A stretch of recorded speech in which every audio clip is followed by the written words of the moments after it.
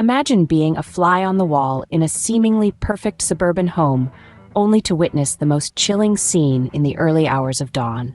A 16-year-old girl, her hands stained with the blood of her family, stands alone in the eerie silence. She thought she could get away with it. This isn't a scene from a horror movie, but a horrifying reality that unfolded in the quiet town of Somerset, England. The thought that a teenage girl could orchestrate such a chilling crime leaves a cold shiver crawling up your spine. It was a typical Tuesday morning when the local police received a distress call. The voice on the other end was calm, almost too calm for someone who had just stumbled upon a gruesome scene. The call was from 16-year-old Sarah, reporting that her family had been brutally murdered. Sarah was the darling of Somerset, a straight-A student, a star athlete, and seemingly the picture of innocence. But behind those sparkling blue eyes lurked a darkness that no one could have ever predicted. The police arrived at the scene to find Sarah's parents and younger brother lifeless, their bodies sprawled across the living room floor.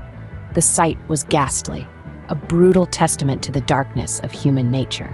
Sarah claimed she had been out for a run when the murders occurred, a solid alibi, it seemed. But as the investigation unfolded, her story began to unravel. The first red flag? The lack of forced entry into the house. The investigators dug deeper. They found Sarah's diary hidden away in her room, the pages filled with chilling entries of resentment towards her family. The entries detailed her growing frustration, her desire for freedom, and a plan that sent chills down the spine of every officer who read it. The diary was the breakthrough the police needed. But they needed more. They needed physical evidence, and they found it. A pair of blood-stained gloves hidden in the attic, matching the blood type of Sarah's family.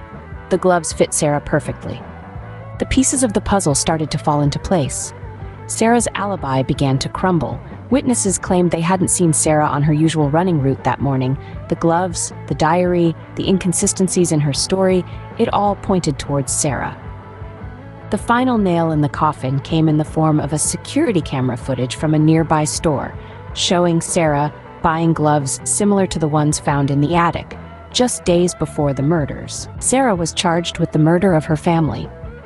The darling of Somerset was now its most notorious criminal. This case serves as a chilling reminder that appearances can deceive, and that sometimes the most monstrous acts are committed not by strangers, but by those closest to us.